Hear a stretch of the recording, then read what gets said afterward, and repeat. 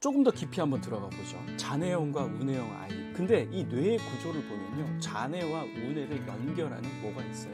교량이 있죠. 근데 이게 머릿속에 있으니까 뇌량이라고 얘기를 합니다. 다시 말해서 자뇌와 우뇌가 활발하게 교류하고 상호작용하는 이 통로가 바로 뇌량이라는 것이죠. 이 좌뇌와 우뇌가 활발하게 소통하고 교류할 수 있도록 이를 발전시키기 위해서는 꼭 이것을 하라라고 강조를 하는데요. 뭘까요? 좌뇌와 우뇌의 활발한 교류와 발전을 위해서 땡땡에 초점을 두었으면 좋겠어요. 두 글자인데요. 뭘까요? 한번 고민해 보시죠. 뭘까요? 떠오르는 게 있으신가요? 정답입니다. 좌뇌와 우뇌를 함께 윈윈 상승시키기 위한 최고의 전략은 운동입니다. 뇌의 발달을 위해서 이 체육과 운동은요, 너무너무너무 소중한 겁니다. 잘 놀 줄 알아요. 뇌교육 발달에 있어서 앉아서 공부하는 것만이 뇌교육의 발전에 도움이 되는 건 아니라는 겁니다. 그래서 실제 외국의 교육과정들을 보면 매일 아이들이 체육이 들어있어요. 운동선수를 시키나 싶을 정도로 정말 교육과정에 체육이 많이 들어있고요. 실제 스포츠 클럽이나 운동 클럽들 이런 것들이 초중고 시절에도 많이 활성화되어 있습니다. 따라서 2022 개정 교육과정에서도 우리 아이들의 체육 시간이 상당히 많이 증강되었습니다. 많아졌어요. 하지만 우리 어머니들 아이들에게 학원에 대한 중요성을 많이 아시고 많이 시키시는데요. 운동에 대한 부분은 조금은 경시시키시는 것 같아요. 공부시키시는 만큼 운동도 한번 챙겨봐 주셨으면 좋겠어요. 특히나 남자아이들 같은 경우에는 뭐예요? 어떻게 친구를 사귀고 더욱 독특해지죠? 이건 어린 아이뿐만 아니라 어른이 되어서도 마찬가지예요. 결국 운동을 통해서 남자들은 사회성이 커져가는 거죠. 그래서 특히나 구기 종목, 그죠? 축구, 농구 이런 것들을 통해서 아이들이 자연스럽게 친구들과 어울리는 방법을 알아가는 그러한 시간들을 꼭 가져줬으면 좋겠고요. 여자아이들도 마찬가지입니다.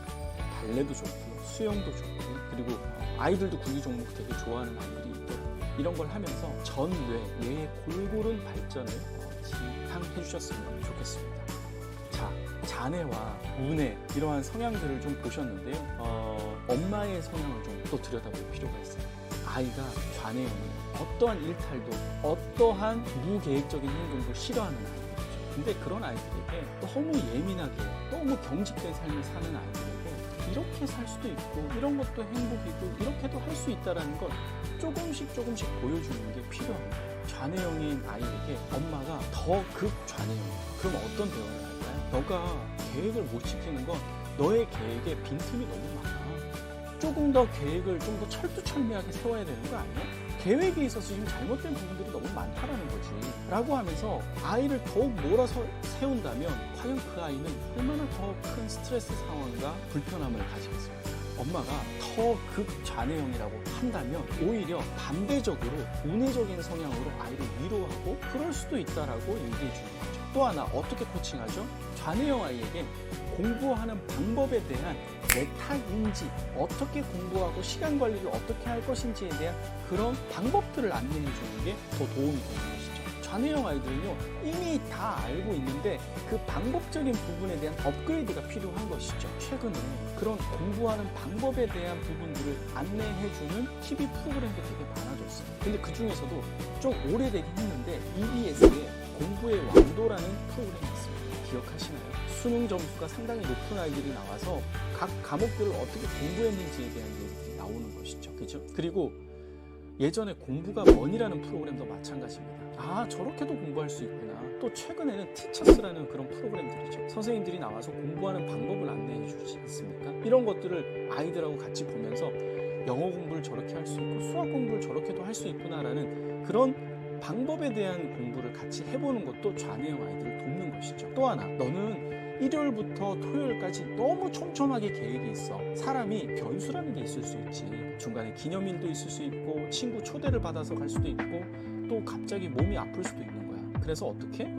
수요일하고 일요일은 계획을 비워두는 것도 하나의 방법이지. 중간에 혹시나 목표를 세우지 못했던 것이 있다면 그날에 채워나가는 것도 또 하나의 방법인 거지. 그리고 계획을 너무 높게 세우면 너가 지칠 수가 있어. 중요한 건 지킬 수 있는 목표, 도달할 수 있는 목표들로 해서 기분 좋게 공부를 해나가는 게 좋은 거야. 하면서 아이에 대한 공부 방법에 대한 코칭을 해주는 게 중요한 것이죠. 자, 우뇌형은 어떻게 가죠? 우뇌형은 우뇌형 성향의 아이인데 엄마도 우뇌형 성향이면 정말 정말 곤란합니다. 엄마, 오늘 내가 오다 보니까 이마트에서 할인 행사 하던데 우리 이마트 가서 좀 저렴하게 물건 좀 사자. 엄마가 그럽니다. 아 진짜? 오, 우리 아들이 엄마가 못 보던 걸 봤네?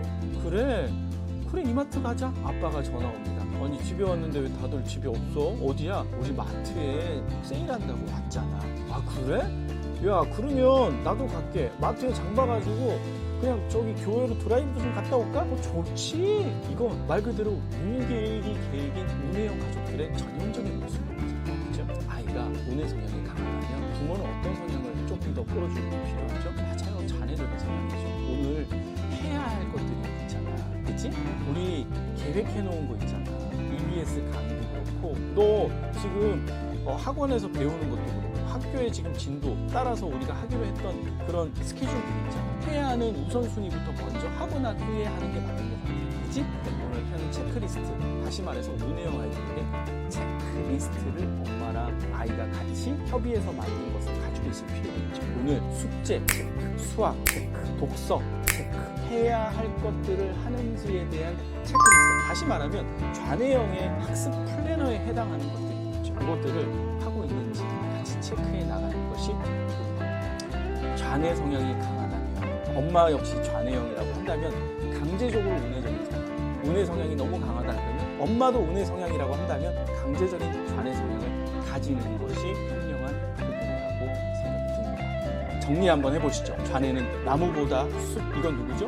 운해형. 그러니까 좌뇌는 나무를 본다고 했고 운해는 숲을 본다고 했어요. 좌뇌는 텍스트 위주로, 운해는 이미지 위주로. 그래서 운해형 아이들은 만화나 TV, 영화, 게임, 영상 이런 거에 중독이 되게 쉬워요. 그래서 운해형 아이들에게는 신체적인 활동, 관심사의 이동을 계속해서 이동시켜주는 것이 부모의 중요한 역할입니다. 중독적인 성향이 있어요. 그렇죠? 덕후적인 성향은 운해형 아이들에게 나타나요. 좌뇌형 아이들은요, 적당히 하다가 끈을 줄여요. 그렇죠? 좌뇌형 아이들에게는 뭐예요? 자기 주도적인 학습이 가능하다고 했습니다.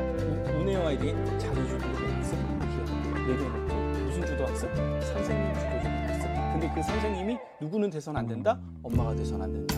그래서 이 아이의 학습을 끌어줄 수 있는 EBS도 좋고 학원도 좋고 그리고 옆에 누군가 가외 선생님일 수도 있고 그죠? 또는 학교 선생님일 수도 있는 것이죠. 그래서 누군가 학습을 이끌어주고 중심을 잡아줄 수 있는 누군가가 필요하다라는 것이죠. 좌뇌형은 A, B 문제집, 운해형은 A, A 문제집. 그리고 좌뇌형은 플래너를 가지고 있다면 운해형은 뭐예요? 타임 학습. 타임 학습이라고 하는 건 뭐죠? 순공 시간, 순수 공부한 시간. 앞에 그래서 뭐가 필요해요? 타이머가 필요해요. 그래서 내가 오롯이 집중한 시간을 타이머로 체크해 보는 거예요. 운해형 아이들은 엉덩이가 들썩들썩 한다고 했잖아요. 스프링이 달린 것 같다고 했잖아요. 그죠? 그래서 순수 공부 시간을 얼마나 했는지 체크하고 써놓는 겁니다. 오늘은 2시간 35분 22초. 그리고 내일 또 씁니다. 1시간 35분 35초. 스스로를 통제하고 절제할 수 있는 걸 셀프로 해보는 최고의 전략입니다. 그래서 타임 학습을 쭉쭉쭉쭉 써내려가는 것이죠. 그리고 운해형 아이들에게 빈칸 학습, 좌뇌형 아이들에게 목차 학습. 그래서 필요한 게 뭐라고 그랬죠? 네, 맞아요. 집에 복합기, 프린터기는 꼭 필요하다고 말씀을 드렸습니다. 추가로 뭐예요? 뇌량 발전을 위해서는 뭘 한다? 운동. 그렇죠? 남자애, 여자애 할 거 없이 신체적인 운동을 길러주고 건강, 체력도 중요하지만 뇌 교육 발달 되게 중요하고 있습니다. 엄마의 코치 역시 마찬가지입니다. 아이의 성향과 조금은 반대적으로. 근데 이게 엄마의 노력만으로 되는 건 아니에요. 아빠의 노력 역시 일관성 있게 엄마와 아빠가 같이 가져가주는 게 되게 중요하다라고 말씀을 드렸습니다.